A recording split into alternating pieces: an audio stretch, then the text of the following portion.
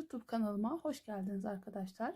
Bugün birlikte küt burunlu, incili fıstık model bir bot patik paylaşımı yapmak istiyorum. Malzeme olarak ben kırmızıyı tercih ettim. Nako Pırlanta kırmızı ipimiz arkadaşlar. Renk kodumuz 6741. Tığ olarak Tulip marka 2 numara 2 milimetre burası da arkadaşlar. Böyle bir tığ tercih ettim. Bir de şu şekilde inciler dizdim ipim arkadaşlar. İncili bir patik yapmayı planlıyorum inşallah.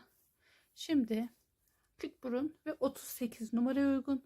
O yüzden öncelikle toplamda 14 zincir çekerek başlıyoruz arkadaşlar. 1 2 3 4 5 6 7 8 9 10 11 12 13 ve 14 zincir çektik arkadaşlar. 14 zincirde bakın 1 2 atlıyoruz. 3. zincirin üzerine tığımızın önüne ip alarak 3 tane trabzan yapıyoruz arkadaşlar. 1 2 ve 3 trabzan yaptık arkadaşlar. Şimdi aradakilere birer trabzan yapıyoruz.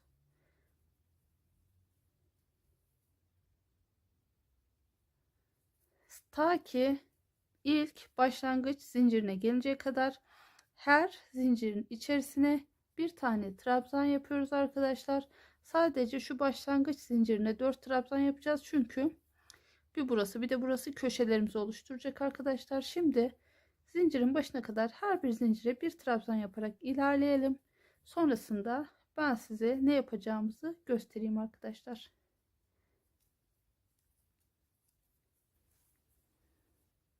İlk zincire kadar geldim. Şimdi orada birinci zincirimiz arkadaşlar 4 tane trabzan yapalım.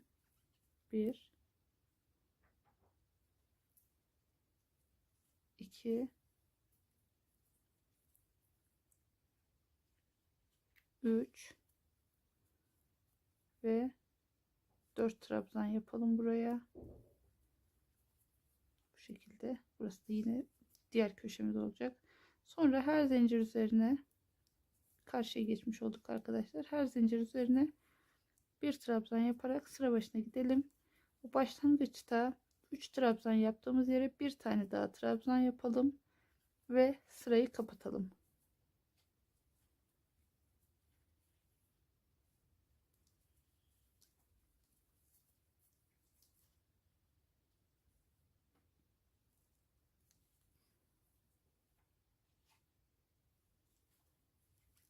Sıra başına gidiyoruz. İpi de arada geçirelim. Kaybedelim bu şekilde. Zincirin her iki etrafında dolaşmış olduk bu şekilde arkadaşlar. Köşelere gelenlerin 4 trabzan olacak. Aradakilerin birer trabzan olacak.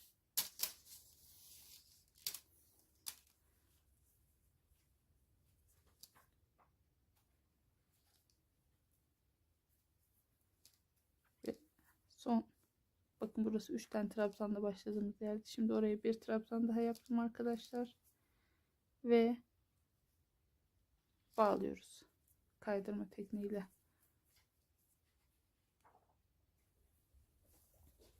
İki zincir çekiyoruz. Bir üst sıraya çıkıyoruz arkadaşlar. 2 zincir çektik. İlk trabzan içerisinde 2 tane trabzan yapıyoruz. 1 2 yani artırma yapıyoruz. Bundan sonra arkadaşlar 7 sıra oluncaya kadar hem buradan hem buradan ikişer tane artırma yapacağız. İlk artırmamızı yaptık. Şimdi ikinci artırmamızı yapalım. Evet. Araları birer tane trabzan yaparak ilerleyelim. Birer tane trabzan ilerletelim.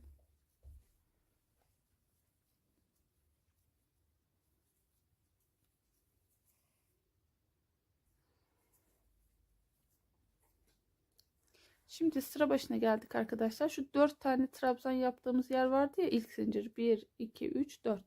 Oradaki ilk trabzana tek batıyorum. Buna ve buna artırma yapıyorum. Pardon, ip kırıldı.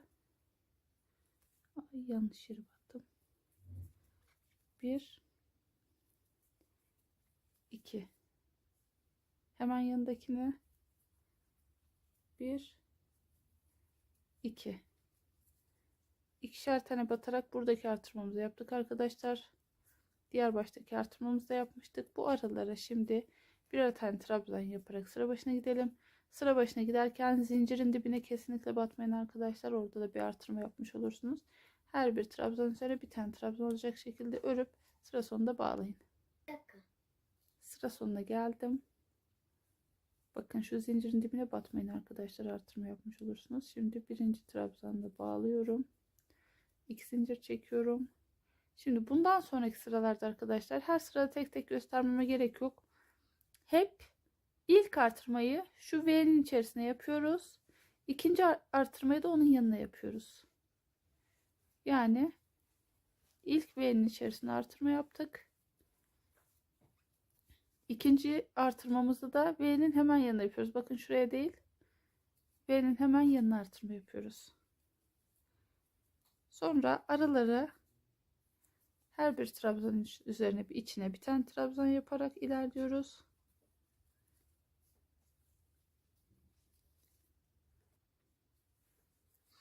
Diğer tarafa geldim arkadaşlar. Orada da aynı işlemi yapıyorum. Bakın ilk V'miz burası. Bakın 2 tane artırma yaptığımız yerler V gibi oluyor.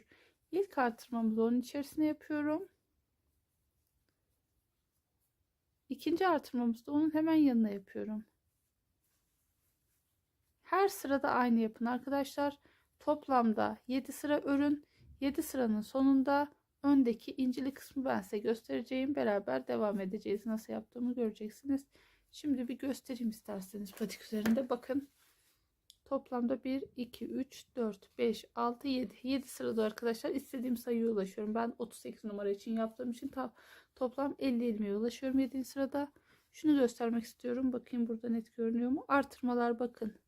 Hep aynı yerde V'nin içerisinde. Diğer artırmalarda tam V'nin yanında. Diğer taraftan bakın. Bakın. Netleş. Burası. İlk artırmalar V'nin içerisine. İkinci artırmalar V'nin yanında olacak şekilde tamamlayalım arkadaşlar. Sonra bu inceli bölüm birlikte çalışalım isterseniz. Ben 7 sıra sonunda tekrardan geleceğim arkadaşlar. Siz de tamamlayın. Dediğim gibi şu zincir diplerini sakın ola batmayın. Yani en son trabzanı şurada bitiriyoruz. Şu zincir dibine batarsanız artırma yaparsınız. Onu yapmayın. Diğer artırmaları yapın. 2 burada 2 burada.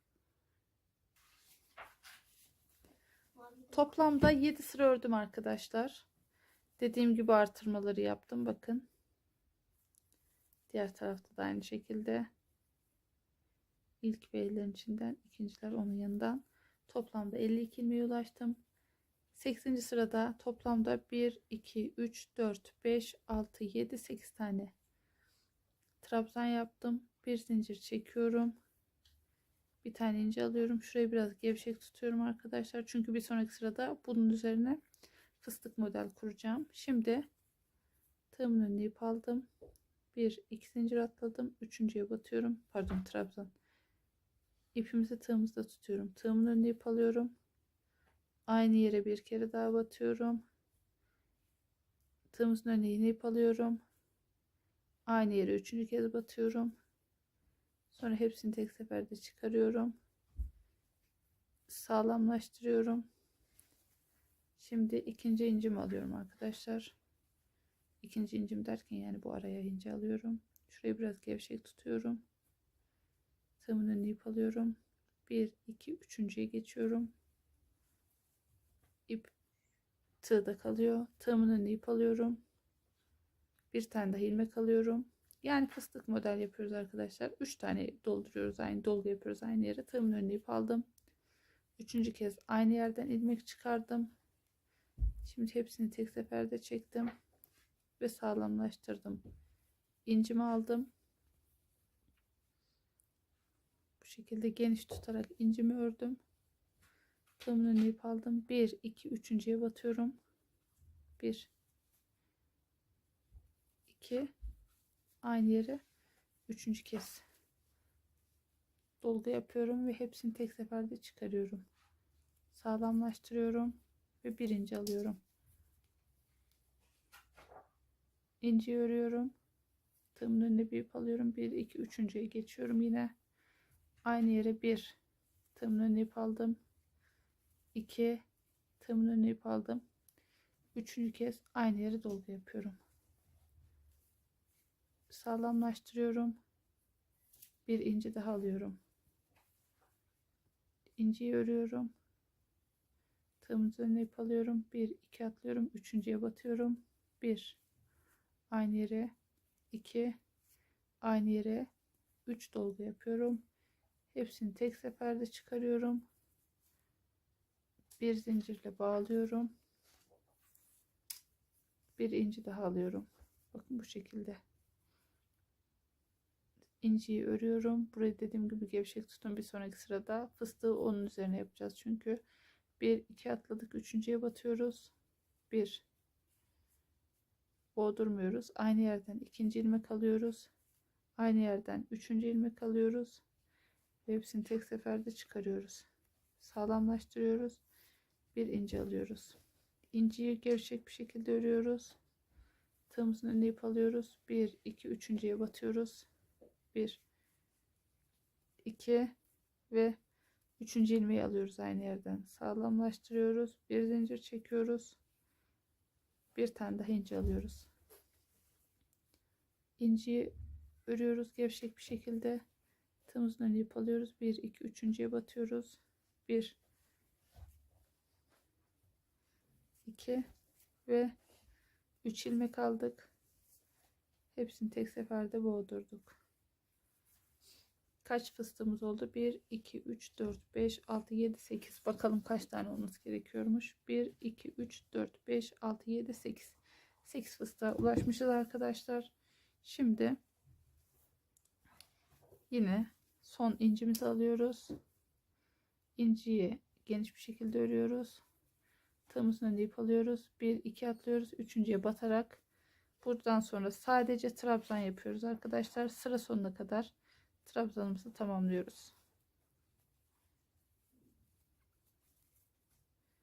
Sıra sonuna kadar trabzanımızı tamamlayalım arkadaşlar. Sıra sonunda 2 zincirle bir üst sıraya çıkalım. Trabzan olan yere kadar tamamlayalım. Yani şu fıstığı yaptığımız yere kadar, şu en son trabzana kadar trabzan örelim ve birlikte devam edelim. Söylediğim gibi arkadaşlar 1 2 3 4 5 6 7 8 trabzan yaptım. Yine sıra başında. Burada arkadaşlar bir zincir çekelim. İlk inci ile başlamıştık. Burada inci yapmayacağız. Direkt fıstık yapacağız. Çünkü inci ile yaparsak geriye doğru sürekli gelmesi gerekir her sırada. Şimdi şu az önce gevşek bıraktığımız yer vardı ya. İncinin üzerinde kalıyor. Şu anda oradan 1 2 ve 3 ilmek alıyoruz.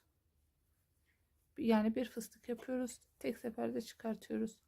Bir zincir çekiyoruz. Gevşek bir şekilde ince alıyoruz. Neden gevşek aldığımızı anladınız. Çünkü bir sonraki sırada şu üstte kalan kısma fıstık yapacağız. Tığımızın önüne ip aldım. Bakın bu fıstığı atlıyoruz. Şu incinin üstüne batıyoruz.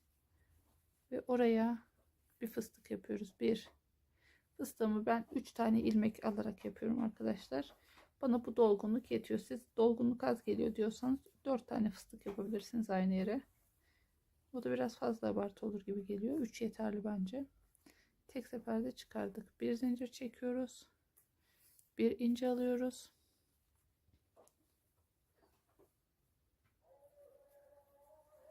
Ve yine incinin üst tarafına bir fıstık örüyoruz arkadaşlar. Bir sıra sonuna kadar, yani fıstıkların sonuna kadar arkadaşlar fıstık örelim. Ezan okunuyor, şimdi durdurmam gerekecek. Ne yapacağını söyleyeyim en iyisi. Fıstık yaptım. Şuraya kadar fıstık yapalım. Fıstıktan sonra bir zincir çekip trabzanla devam edelim. Arkadaşlar tam da size söylediğim gibi bakın, fıstık yaparak bir inci bir fıstık, bir inci fıstık yaparak en sona geldim. En sona fıstık yaptım. Bir zincirimi çektim. Tığımın önüne ip alıyorum ve trabzanlarımla devam ediyorum. Yani buraya inci koymuyoruz dediğim gibi. Bundan sonra hep böyle olacak arkadaşlar. Bir sıraya İnci ile başlıyoruz. Bir sıraya fıstıkla. Bir sıraya inci ile, bir sıraya fıstıkla. Bir sonraki sıraya yani ne yapacağız? Bir sonraki sıraya bir zincir çekip inci alıp sonra sıradaki incinin tepesine fıstık yaparak başlayacağız. İsterseniz sıra sonuna gideyim. Sonrasında 2 zincirle üstü sıraya çıkalım. Buraya kadar trabzan örelim. Sonrasında tekrardan birlikte devam ederiz. 8 trabzanla yine sıra başına geldim arkadaşlar. Bir zincir çekiyorum. Bir incimi aldım. Burayı gevşek tutuyorum. Ve sonrasında incinin üzerine bir fıstık örüyorum. 1, 2 ve 3. Tek seferde boğduruyorum. Bir zincir çekiyorum. Bir inci alıyorum. Bakın. Yine inciyi gevşek bir şekilde boğduruyorum. Tığımın önüne ip aldım. Yine incinin üst tarafından. Bakın buradan. Bir fıstık da buraya örüyorum arkadaşlar. 1, 2 ve 3. Fıstığımı ördüm. Tek seferde boğdurdum. Bir zincir çektim. Bir inci alıyorum. İnciyi boğdurdum. Tığımın önüne ip aldım. 1, 2, 3 diyerek fıstığımı ördüm. Bir zincir çektim. Yine bir inci aldım. Tığımın önüne ip aldım. Buradan 1, 2, 3 adet aynı yere batarak fıstığımı yapıyorum. Bir zincir çekiyorum. Sıra sonuna kadar arkadaşlar böyle yapalım. En son incimizi şurada ilk sıradaki gibi en son incimizi takalım. Sonra trabzanlarla devam edelim. Bir üst sıraya geçip trabzanlı yere kadar gelelim. Sonrasında beraber devam ederiz. Yine yeni bir sıranın başına geldim arkadaşlar. Bakın her defasında burası 1, 2, 3, 4, 5, 6, 7, 8 trabzan oluyor. Bu sırada ne yapacaktık? Bakın ilk sırada inci ile başladık. İkinci sırada fıstıkla. Üçüncü sırada inci ile. Dördüncü sırada fıstıkla başlıyoruz. Bir zincir çekiyoruz sadece. Tığımızın önüne ip alıyoruz ve incinin üzerine bir fıstık yapıyoruz.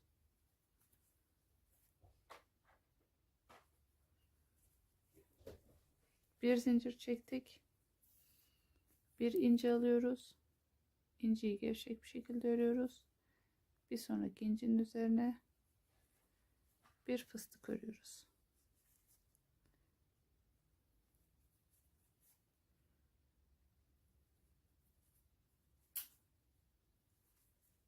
Bir zincir çektik. Bir inci aldık. İnciyi gevşek bir şekilde örüyoruz. Ve fıstığı atlayıp incinin üzerine bir trabzan yapıyoruz. Pardon, trabzan değil, fıstık. Evet. Tek seferde çıkarıyoruz. Bir zincir çekiyoruz. Ve inci alacağız şimdi. İşin özünü anladınız arkadaşlar. Bakın sıra başlarında dediğim gibi bir inci ile başlayalım. Bir fıstıkla başlayalım. Fıstıkla başlarken sadece bir zincir çekelim. Bu şekilde ben toplam 4. sıraya geldim arkadaşlar.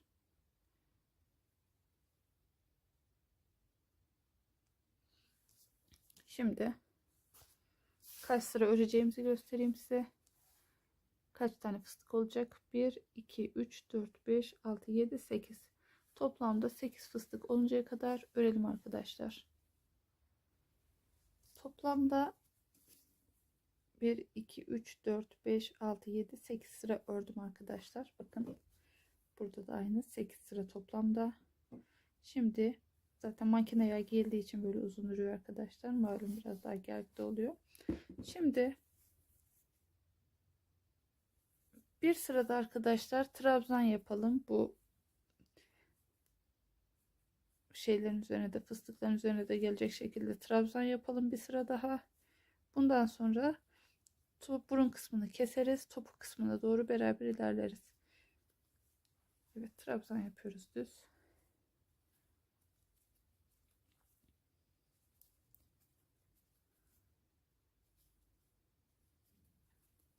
İlerliyoruz. Şimdi bunların üzerine kaçar tane nasıl trabzan yapacağımızı göstereyim. Ben bunları tek tek kendim yapayım. Siz de görün. Şimdi bir trabzan buraya yaptık arkadaşlar. Hatta şuraya.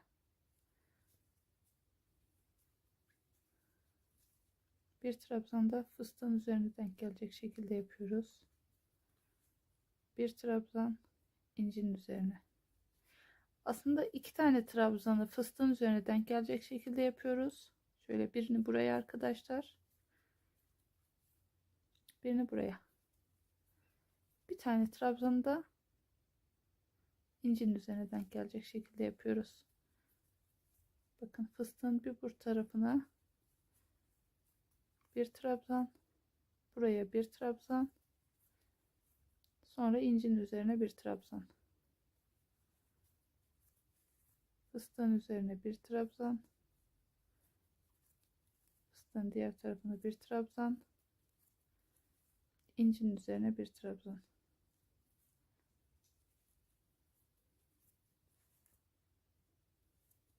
Evet, bu şekilde devam ediyoruz arkadaşlar. Bakın bir incinin üzerine denk geliyor, iki tane de fıstığın üzerine denk geliyor. Bu şekilde trabzan yaparak sırayı tamamlayalım.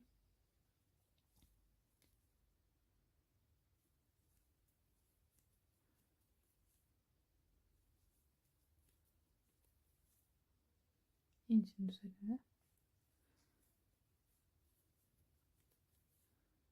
fıstığın üzerine bu şekilde tamamlayalım arkadaşlar.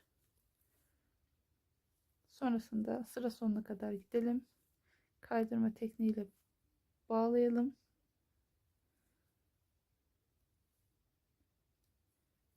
Kaydırma tekniğiyle bağladıktan sonra patiğimizi ilmeğimizin içerisinden geçirerek burun kısmını bitirmiş olacağız. Sonra burundan sonrasıyla devam ediyoruz. Evet, geldik buraya. Bir buraya. Bir de buraya trabzan yaptık arkadaşlar. Sonra normal trabzanlarımızla devam edelim. Sıra sonuna gidelim. Sıramızın sonuna geldim. Bakın bu şekilde bir sıra trabzan yaptık. Şimdi bu ilmeği genişletiyorum arkadaşlar. Patiğimizi içinden geçiriyorum. Evet. Şimdi arkadaşlar patiğimizi şöyle tutalım. Toplamda 13 tane ilmek bırakacağım arada. 13 ilmek bırakacağım. Geri kalanını trabzan yaparak topuğa doğru ilerleteceğim. Şimdi tam ortayı bulunca şurası tam orta. Buradan sonra 6 tane sayıyoruz. Bakın tam ortayı bulduk. 1, 2, 3, 4, 5, 6, 7.'ye tığımı geçiriyorum. Tekrar göstereyim. Bakın şurası orta. 1, 2, 3, 4, 5, 6, 7. tığımı geçirdim. Neden buradan almadım? Buradan aldım. İpim o tarafa daha yakın olduğu için arkadaşlar o taraftan başlamayı tercih ediyorum. Şimdi 1, 2 zincir çekiyorum. Tığımı geçirdiğim yere bir trabzan yapıyorum. Ben o zinciri trabzan olarak kabul etmediğim için arkadaşlar oraya trabzan yapma ihtiyacı duyuyorum. Şimdi trabzan yaparak önde 13 trabzan 13 tane ilmek kalana kadar devam edelim trabzan yapmaya.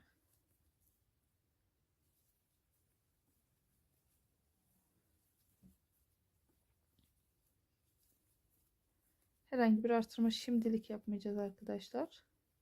Sıra sonuna doğru giderken bakacağız. İlmek sayımız bir tane eksikse, yani tek sayılıysa bir tane ilmek artırmak gerekecek. Şimdi arkadaşlar sadece artırma yapmıyorum aslında. Yapıyorum aslında da şöyle. Neden burada bir artırma yapacağım şimdi? Normalde ilmeğimiz burada, diğer ilmek de burada. Şurası bağlantı yerimiz. Bu iki ilmek arasındaki bu bağlantı yeri boşluk kötü olmasın diye oraya bir trabzan daha yapıyorum. Yani yaptığımız tek artırma yeri burası olacak arkadaşlar. Şimdi ilerleyelim. Ta ki şurada 13 trabzan kalıncaya kadar trabzan örelim. Önde 13 ilmek kalıncaya kadar ördüm. Şimdi geriye dönüyoruz. Bundan sonrası trabzan arkadaşlar. Düz, herhangi bir artırma yapmadan 2 zincir çekiyorum ve trabzan yaparak ilerliyorum. Toplamda kaç sıra öreceğimizi ben size bitirdiğim patik üzerinde göstereyim isterseniz. Bu şekilde trabzan yapacağız. Önce şu ilmek sayısını sayalım, sonra orada kaç sıra örmemiz gerektiğine bakalım arkadaşlar. Bakın, 1 2 3 4 5 6 7 8 9 10 11 12 13 14 15 16 17 18 19 20 21 22 23 24 25 26 27 28 29 30 31 32 33 34 35 36 37 38 39 40. Toplamda 40 ilmeğimiz var zaten arkadaşlar. Öyleyse herhangi bir artırma yapmamıza gerek yok aslında. 40 ilmek bize şimdilik yeterli topuk bölümü için. Çünkü zaten bu bot patik olduğu için zaten buralarda bir yükseltme yapacağız. Şimdi burundan sonrası için şurayı da sayarak kaç sıra yapacağımıza bakalım. Bu bizim burundaki son sıramızdı. Sonrasına bakalım. 1 2 3 4 5 6 7 8 9 10 11 12 13 14 15 16, toplam 16 sıra örmemiz gerekiyor arkadaşlar. Toplamda 13 sıra örelim. Son 3 sırada da birlikte topuk kesme işlemine devam edelim. Evet arkadaşlar, toplamda 1 2 3 4 5 6 7 8 9 10 11 12 13 sıra ördüm. İlmek sayımızı saymıştık. Toplamda 40 ilmeğimiz vardı. 6 tanesini ortası için kullanacağız. Geriye 34 ilmek kalacak. 17 sağdan 17 soldan trabzan örelim. Ortada da 6 tane sık iğne örelim. Bir sonraki sırada da 17 trabzan örelim. 6 sık iğnenin olduğu yere kadar gelelim. Sonra beraber devam edelim arkadaşlar. 17 tane sık iğne yaptım arkadaşlar. Şimdi 6 tane, pardon, 17 trabzan yaptım. 6 tane sık iğne yapıyorum. 2 3 4 5 6. Şimdi yine 17 trabzan yapayım. Dönüşte de 2 zincirle yukarı çıkalım arkadaşlar. 17 trabzanımızı yapalım.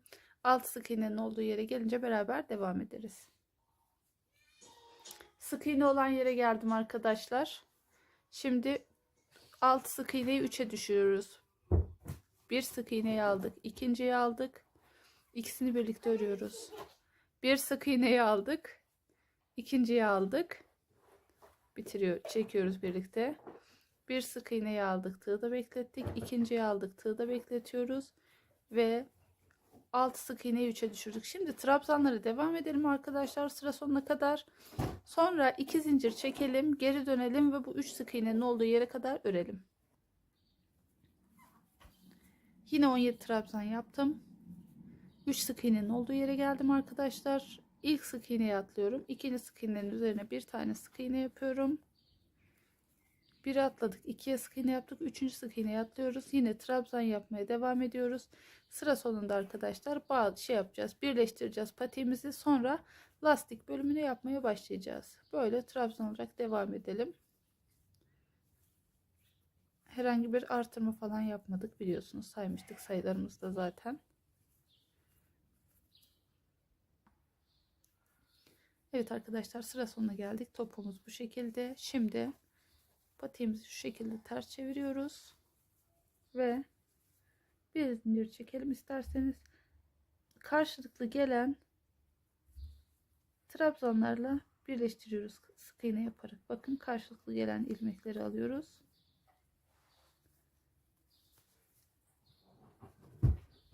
Bu şekilde.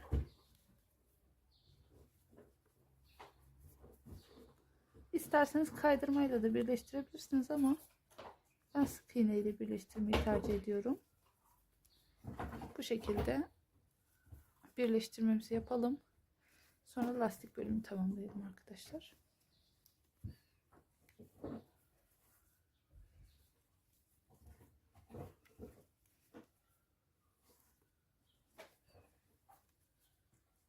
Evet.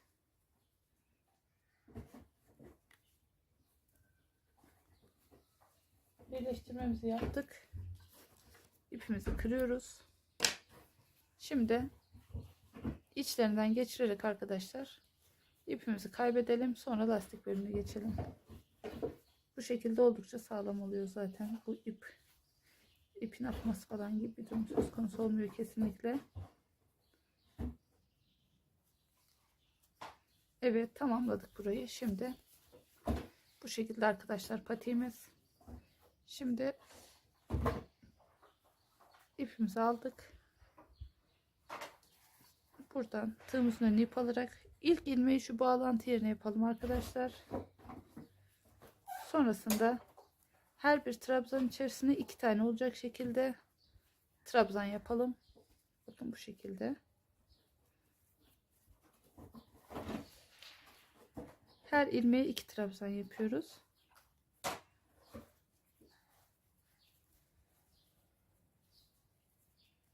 Evet, bu şekilde devam ediyoruz. Burun kısmına gelinceye kadar yapalım arkadaşlar. Burun kısmında direkt lastik bölümünü kuracağım. O yüzden orayı göstermem gerekiyor. Siz şimdi böyle her trabzan içerisine 2 trabzan yaparak ilerleyin. Ön kısma geldim arkadaşlar. Biliyorsunuz burun kısmını yaparken trabzan yapmıştık bir sıra. İlk sıra üst üste trabzan olmasın diye bu yanlar trabzan ama ön sırada lastik modeli başlatıyorum direkt. Tığımın önüne ip alıyorum. Önce arkadan ilmek alıyorum. Bakın arkadan şu şekilde ilmek alıyorum. Örüyorum. İkinci ilmeğimi ön taraftan alıyorum. Ön taraftan alırken belinden alıyorum. Arka taraftan alırken tam tepesine batıyorum. Bu şekilde. Arkadan ilmek aldık. Bir ilmek önden aldık. Arkadan ilmek alıyoruz. Önden ilmek alıyoruz.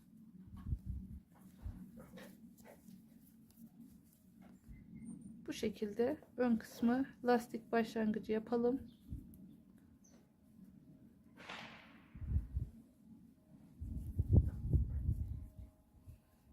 Dediğim gibi 2 sıra trabzan kötü görünür. O yüzden ben direkt buradan lastiği başlatmış bulundum arkadaşlar. Bu şekilde.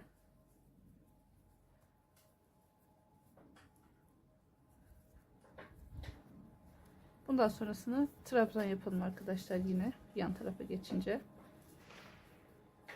Sıra sonuna gelelim. Kaydırma tekniğiyle bağlayalım. İkinci sıramızda tekrardan görüşürüz.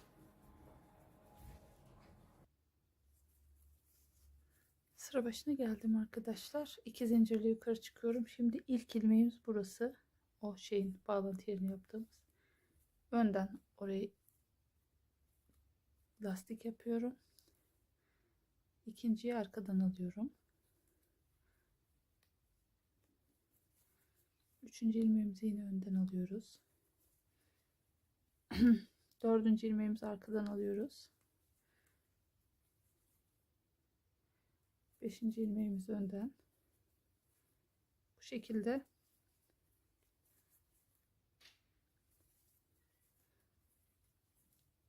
örelim arkadaşlar.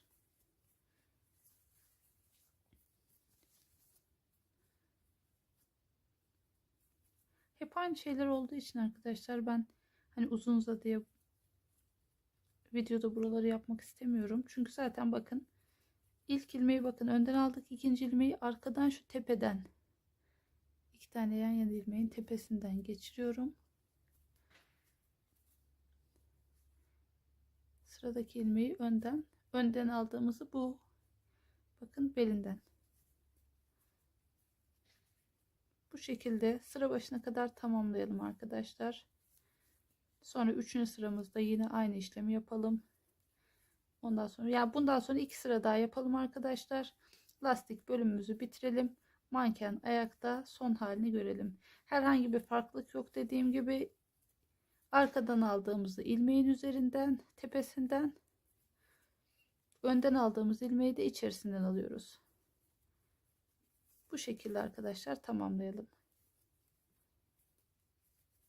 Bundan sonra 2 sıra daha yapalım. Sonrasında son halini görelim ve videomuzu sonlandıralım. Son sıramızı da ördüm arkadaşlar. Bir sıra trabzan ördüm biliyorsunuz. Bakın bir sıra trabzan, 1 2 3 sırada bir trabzan, 3 sırada lastik ördük. Toplamda 4 sırada tamamladık arkadaşlar burayı. Şimdi ipimizi kıralım.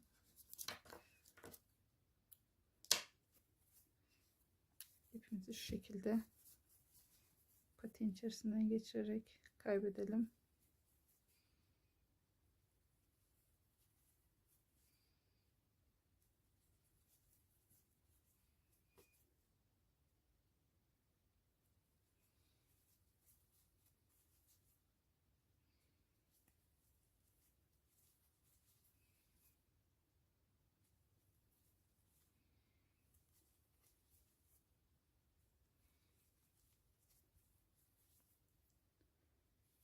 Bir de buraya geçireyim. O kısmı keserim arkadaşlar. Ben bakın patiğimiz bu şekilde oldu.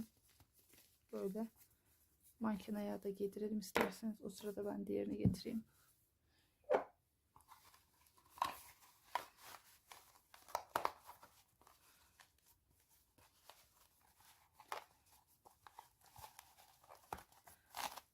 Evet. Manken ayağımızı da giydirdim patiğimizi. Çok güzel, çok şık bir patiğimiz oldu. Örecek olan herkese şimdiden kolaylıklar diliyorum arkadaşlar. Ördüklerinizi Instagram'da My Hobby Home etiketiyle hikayelerinizde paylaşırsanız veya ana sayfanızda ben de size sayfamda yer veririm. Şimdiden herkese kolaylıklar diliyorum. Beğenilerinizle, yorumlarınızla destek olursanız, abone değilseniz abone olursanız çok sevinirim ve bu videoların devamının gelmesini sağlar. Tekrardan kolaylıklar diliyorum. İyi günler.